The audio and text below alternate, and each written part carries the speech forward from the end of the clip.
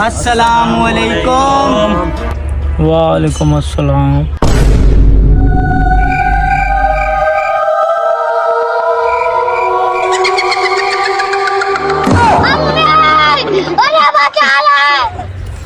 और भाई साहब खैरियत?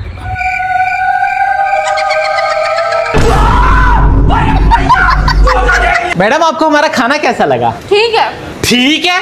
इतनी मेहनत करके हम लोगों ने दिन रात ये बिरयानी बनाई है, इतने अच्छे चावल हैं, इतने अच्छा चिकन है, आप ये नहीं बोल सकती। चिकन बहुत टेंडर था, चावल बहुत सॉफ्ट थे, रायता बड़ा अच्छा है, मजेदार है, खा के मजा आ गया। अगर मैं आपको बोलूं कि मेकअप के बाद भी आप अजीब ही लग रही हैं, बस ठीक ही लग रही हैं, तो कैसा लगेगा आपको? ठीक है। नेक्स्ट टाइम ना किसी शेफ की अच्छे से तारीफ करें आप। मैडम आपको हमारा खाना कैसा लगा? बहुत अच्छा, मतलब ये सैलेड तो है और पानी आपका इतना स्वाद है, मैं तो पागल ही हो गई। अच्छा जी, ऐसी बात है।